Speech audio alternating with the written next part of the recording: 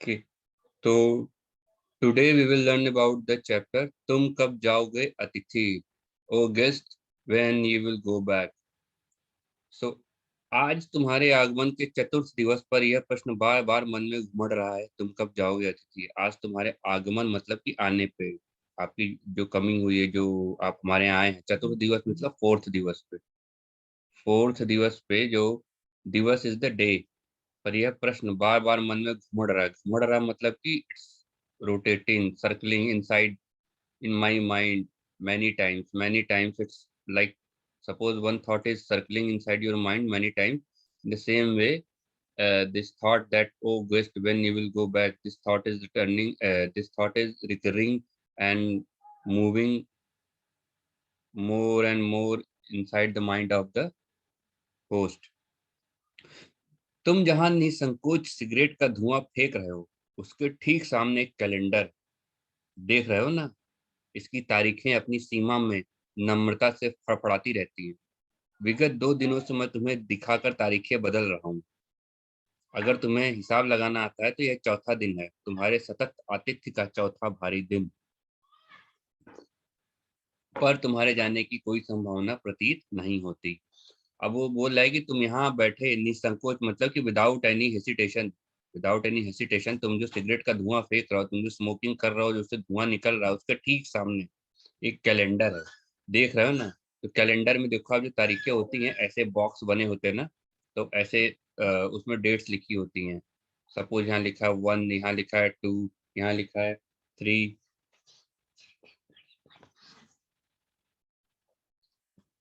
Okay, तो 4, 1, 2, 3, 4 ऐसे line से लिखी हुई हैं। तो वो कह रहा है कि जो इसकी तारीखें हैं, इनकी सीमा है, ये बाउंड्री है, बॉक्स की ये सीमा है, ये इसके अंदर भीतर ये फड़फड़ा रही, वाइब्रेट कर रही है और वो बाहर निकल नहीं पा रही। विगत 2 दिनों से मैं तुम्हें दिखाकर तारीखें बदल रहा हूँ, उनके सामने वो तारीखें बदल रहा है, कैलेंडर बार बार बदल रहा है कि देखो, आज 1 तारीख हो गई, आज 2 तारीख हो गई। तुम जानते हो, अगर तुम्हें हिसाब लगाना आता है तो आज चौथा दिन है। वो कह रहा है कि आज चौथा दिन है और चौथी तारीख यहाँ फड़फड़ा रही है निकलने के लिए, किस, लेकिन बेचारी सीमाओं में बंधी हुई है। तुम्हारे सतत आतिथ्य का चौथा भारी दिन, सतत मीन्स कंटिन्यूअस, आतिथ्य मीन्स जो हमने तुम्हारी, तुम्हें गेस्ट की तरह जो तुम्हारा वेलकम कर रहे हैं, चौथा भारी दिन, फोर्थ हैवी डे। पर तुम्हारे जाने की कोई संभावना प्रतीत नहीं होती। संभावना मीन्स द पॉसिबिलिटी, जो है प्रतीत सीम्स टू नहीं होती। ऐसा कुछ भी नहीं लगता है कि तुम आज 4 दिन बाद भी जाओगे। मतलब एक गेस्ट है, वो 2 लोग हैं, हस्बैंड वाइफ है, उनके यहाँ एक गेस्ट आके बैठ गया, वो जा ही नहीं रहा। 1-2 दिन के लिए आदमी आता है तो अच्छा लगता है, लेकिन वो बैठ गया, जा नहीं रहा, तो वही सोच रहे हैं जाए कैसे जाए। लाखों मील लंबी यात्रा करने के बाद वे दोनों एस्ट्रोनॉट्स भी इतने समय चांद पर नहीं रुके थे जितने समय तुम एक छोटी सी यात्रा करके मेरे घर आए हो। वो बता रहा है कि जो दोनों एस्ट्रोनॉट्स थे जो चांद पर गए थे, नील आर्मस्ट्रांग और एडविन एल्ड्रिन, और वो जो ये लोग थे गए थे, तो वो भी लाखों मील की यात्रा किए थे, लाखों माइल की लंबी यात्रा करने के बाद गए थे। पर इतनी देर वो लोग चांद पर भी नहीं रुके थे, वो लोग भी लौट आए थे थोड़ी देर में। लेकिन तुम एक छोटी सी यात्रा करके आए हो मेरे घर और टिके हो 4 दिन। तुम अपने भारी चरण कमलों की छाप मेरी जमीन पर अंकित कर चुके। भारी मीन्स हैवी, चरण कमल मतलब कि चरण मीन्स होता है लेग, और कमल मीन्स होता है लोटस। तो कहा, जब किसी बड़े आदमी के लिए कहा जाता है तो कहा जाता है कि चरण कमल, अपने अपने जो है कमलवत चरण, अपने लोटस के समान जो आपके कमल के पैर हैं, कमल के फूल के समान जो आपके पैर हैं, उनको मेरे यहाँ रखिए। भगवान के लिए बेसिकली यूज किया जाता है। लेकिन अब वो चूंकि अतिथि हमारे भगवान है, तो बोल तो रहा है भगवान, बट यहाँ पे वो गुस्से में बोल रहा है कि चरण कमलों की छाप, छाप यानी कि प्रिंट, मेरी जमीन पर तुम अंकित कर चुके हो। अंकित कर चुके हो मतलब स्टेब्लिश कर चुके हो, प्रिंट कर चुके हो।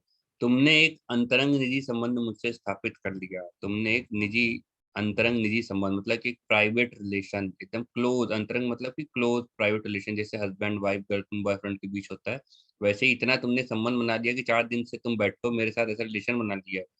तुमने मेरी आर्थिक सीमाओं की बैजनी चट्टान देख ली। तुमने जो है वो, अगर मैं अपनी इकोनॉमिक स्ट्रेंथ को दिखाऊं, या मेरी जो इकोनॉमिक पावर है, मेरे पास पैसा है, उसको तुमने देख लिया। बैजनी चट्टान मतलब कि जो वो क्या कहते हैं, पर्पल चट्टान जो होती है, स्टोन, वो देख ली। तुम काफी मिट्टी खोद चुके हो, तुम काफी मिट्टी भी खोद चुके हो उसमें की, मतलब कि अगर मैं चट्टान देखो कितना अच्छा इसने वो किया है कि चट्टान मिट्टी कहाँ से निकलती है, चट्टान से। जब चट्टान का जो स्टोन का होता है, इरोजन होता है, एक रॉक होता है, जैसे मिट्टी कैसे बनती है, बड़ी बड़ी रॉक्स होती है, फिर छोटी छोटी रॉक होती है, फिर इनका इरोजन होता है, फिर छोटे छोटे सॉइल पार्टिकल्स आते हैं, फिर सॉइल बनती है। तो कह रहा है कि तुमने देख लिया कि मेरे पास इतना पैसा है, इसको तुम खोदे जा रहे हो, खोदे जा रहे हो, इतना का पैसा मेरा खर्चा हो चुका है तुम्हारे में, तुमने मतलब कि एक छोटी सी परत मतलब मिट्टी खोद ली मेरे पैसे की, उससे कंपेयर कर रहा है अपने उसको जो पैसा खर्च करवा रहा है इसको कहते हैं ना सॉइल फॉर्मेशन, जो नेचर में होता है कि रॉक को खोद खोद करके जैसे सॉइल बनती है, वैसे ही तुमने मेरे अकाउंट को खोद खोद के पैसा निकालना चालू कर दिया। वो उसको उससे कंपेयर कर दिया। अब तुम लौट जाओ, नाउ प्लीज रिटर्न।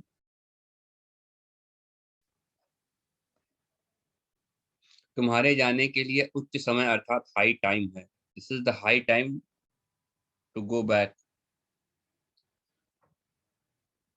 क्या तुम्हें तुम्हारी पृथ्वी नहीं पुकारती? क्या तुम्हें तुम्हारी पृथ्वी, मतलब पृथ्वी तो सबकी होती है, बट वो जो एक लोकल देश होता है उसको कह दिया जाता है कि ये मेरी पृथ्वी है, तुम्हारी पृथ्वी। तो पृथ्वी मतलब कि तुम्हारा देश, तुम्हारा मोहल्ला, तुम्हारा घर, तुम्हारा जो लोकेलिटी है, वो तुम्हें नहीं पुकारती? Isn't calling you.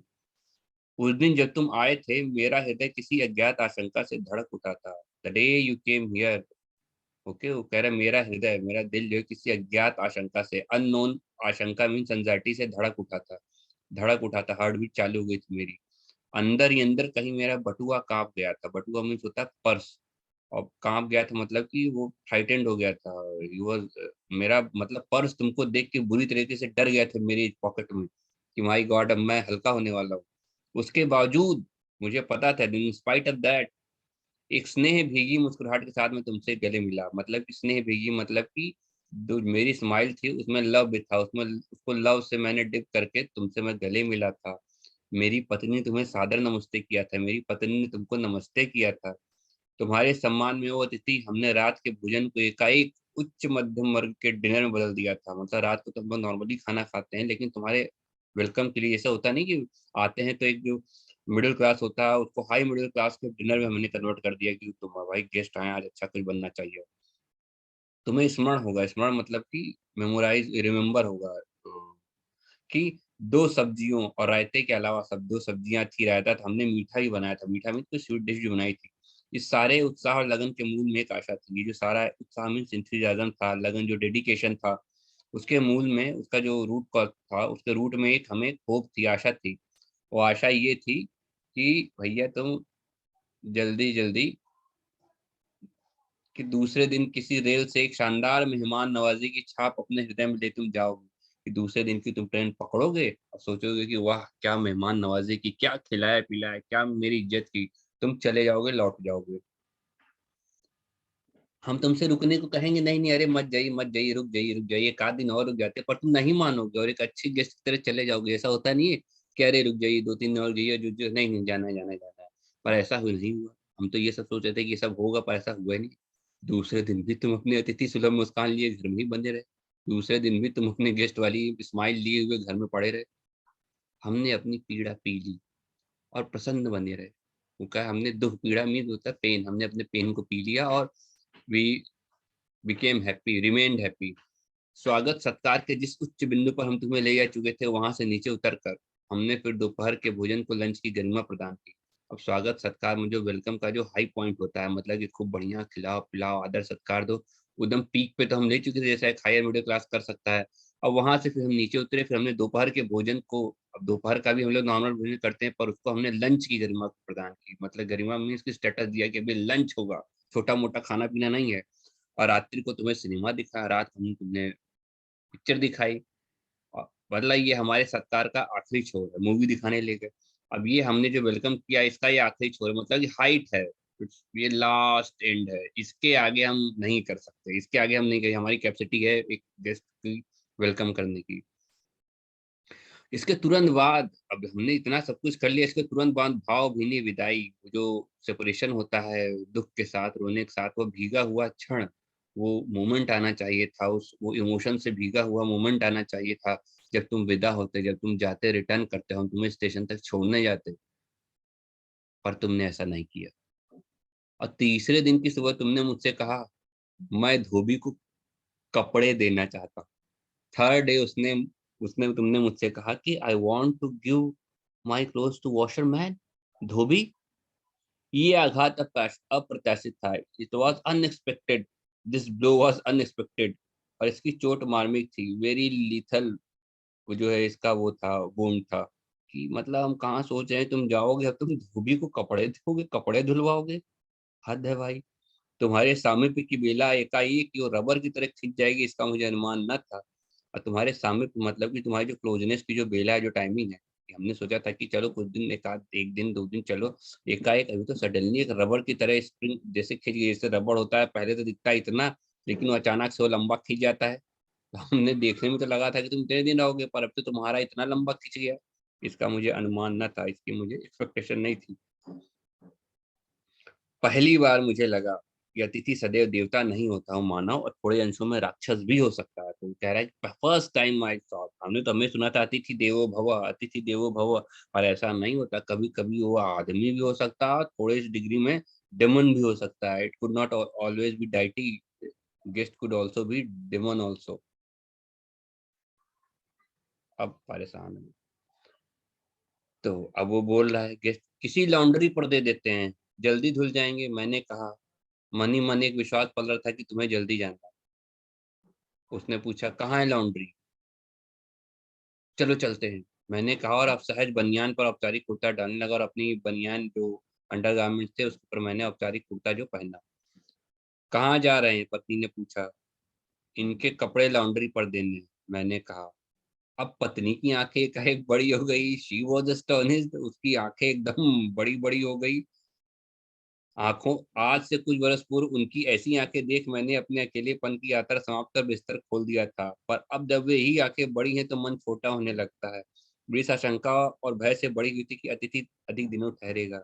अब वो बोल रहा है कि आज से कुछ साल पहले जब मैंने उससे प्यार किया था, तो मैंने उसकी इसी आंखें देख करके मैंने डिसाइड किया था कि मेरी जो अकेलेपन की यात्रा है, ओके, ये जो मेरी जो जर्नी है, जो अकेले अकेले चल रहा हूँ मैं, उसको समाप्त करूँ और अपने बेड को खोल दूँ, ताकि फिर उससे मेरी शादी हो गई। पर अब जब ये आंखें बड़ी होती हैं तो मन छोटा होने लगता है। पर शादी के बाद सिचुएशन अलग हो जाती है। पहले तो वही आंखें बीवी की बड़ी सुंदर लगती हैं, लेकिन जब शादी के बाद वही बीवी आंखें दिखा के बोलती है कि कहाँ जा रहे हो, क्या कर रहे हो, तो वही आंखें देख करके मन छोटा होने लगता है कि इससे अच्छा तो मैं अकेला ही था। अब आज पहली बार, अब इतने दिन बाद फिर से वो आंखें इतनी बड़ी हुई थी। और ये आंखें इसलिए बड़ी थी कि इस एंजाइटी से और इस फियर से बड़ी हुई थी कि आखिर ये इंसान ठहरेगा कब तक, ठीक है, ठहरेगा कब तक। तो वो आंखें इनकी देख करके हस्बैंड फिर से डर गया। तो हर बार आंखें जो बड़ी बड़ी होती हैं वो प्यार दिखाने के लिए नहीं होती हैं, और भी कई कारण होते हैं। और आशंका निर्मूल नहीं थी। और आशंका निर्मूल मतलब कि without any root, without any root मतलब निर्मूल मतलब कि कोई कॉज था उसमें। It was not without a cause.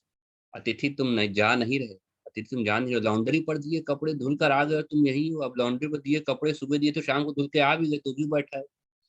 तुम्हारे भरकम शरीर से सलवटें पड़ी चादरें बदली जा चुकी और तुम यही हो।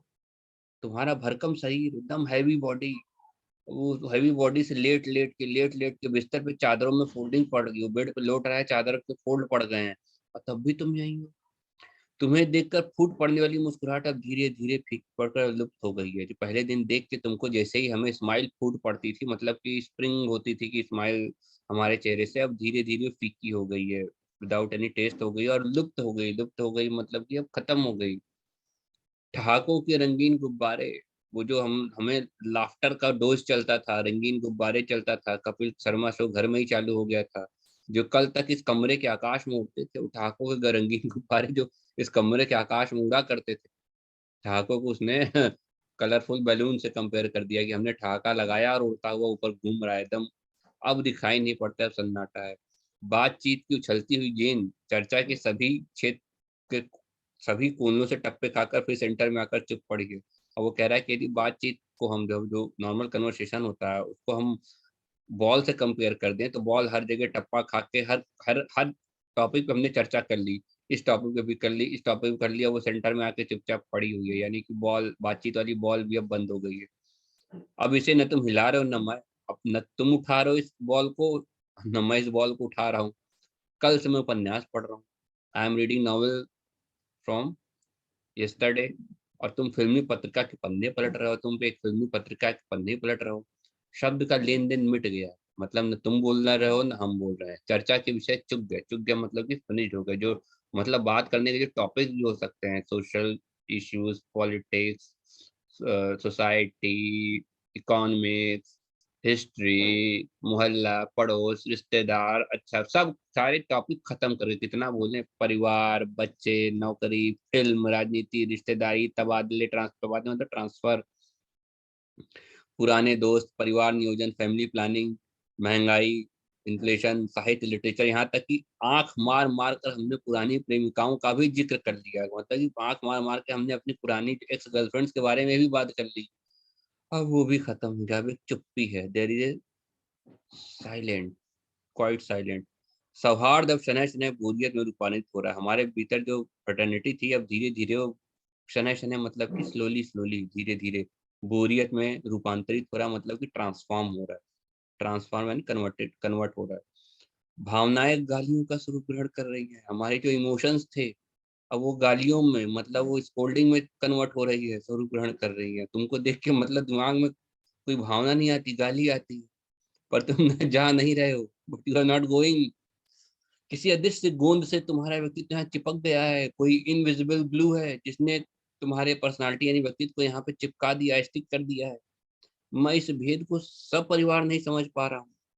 और ये जो भेद है, ये जो वो है, डाउट है, या जो ये इसका रहस्य है, इसको मैं विद फैमिली नहीं समझ पा रहा हूँ। आखिर है क्या? मतलब मैं सोच रहा हूँ, मेरी वाइफ सोच रही है कि क्या, क्यों नहीं टल रहा है आदमी, क्या हो गया भैया? प्रश्न उठ रहा है, बार बार प्रश्न उठ रहा है, तुम कब जाओगे अतिथि? कल पत्नी ने धीरे से पूछा था, कब तक टिकेंगे ये? कल पत्नी ने धीरे से पूछा, कब तक टिकेंगे, मतलब कि यहाँ पे स्टे करेंगे। मैंने कंधे उचका दिए, मैंने शोल्डर्स को ऊपर रेस किया। क्या कह सकता हूँ, व्हाट कैन आई से? मैं तो आज खिचड़ी बना रही हूँ, हल्की रहेगी। उसने कहा कि बनाओ। सत्कार की उषा समाप्त हो रही थी। जो सत्कार, जो वेलकम की जो ऊष्मा होती है, जो वार्मथ होती है वेलकम की, वो धीरे धीरे ऊष्मा मतलब वार्मथ जो होती है, वो धीरे धीरे समाप्त हो रही थी। डिनर से चले थे, मतलब हाई क्लास डिनर दिया था, खिचड़ी पर आ गए। अब भी अगर तुम नहीं हिले भैया, मतलब फिर मतलब परम हो तुम एकदम से। अपने बिस्तर को गोलाकार रूप नहीं प्रदान करते तो हमें उपवास तक जाना होगा। मतलब कह रहा है कि अगर अब भी तुम नहीं हिले, अपने बिस्तर को गोलाकार रूप नहीं प्रदान किया, मतलब कि अगर बिस्तर ऐसा है तो उसको फोल्ड तुमने नहीं किया, तो हमें उपवास तक जाना होगा। उपवास मतलब फास्ट तक ले जाएंगे तुमको। बेटा अभी तुम खिचड़ी खा रहे हो।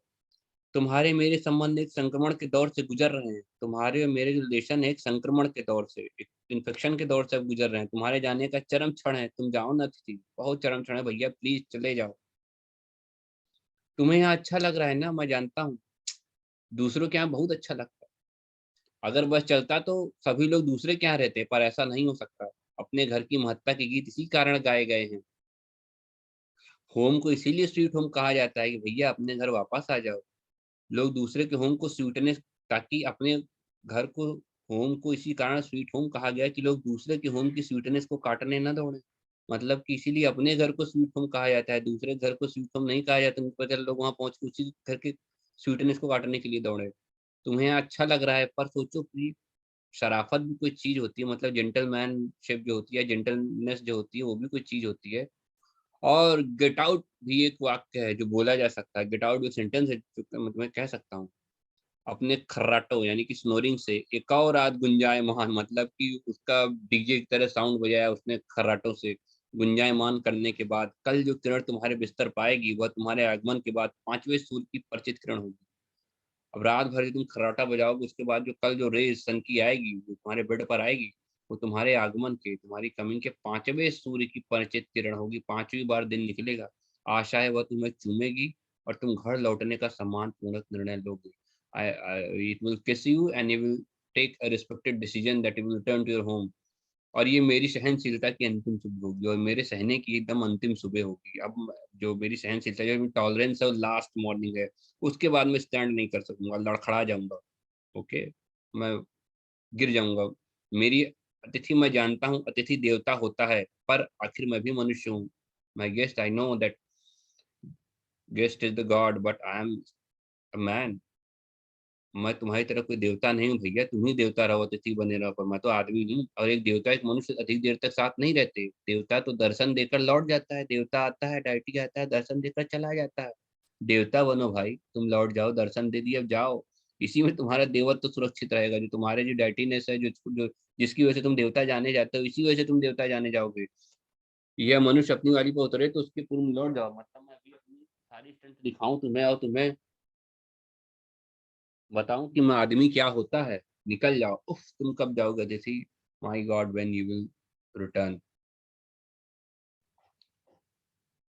सो in this way we can see that अतिथि, एक गेस्ट आ गया है, एक हस्बैंड वाइफ है, उनके घर एक अतिथि आ गया है। वो बेचारा रुक गया है। वो लोग पहले तो उसका खूब स्वागत सत्कार किया, बट वो नहीं जा रहा, नहीं जा रहा, नहीं जा रहा। वो लोग परेशान हो गए। डिनर से लंच पे आए, लंच से खिचड़ी पे आए, उपवास पे आए, मन में गालियां भर गई हैं। तो ये है कि एक सटायर है इस चैप्टर की।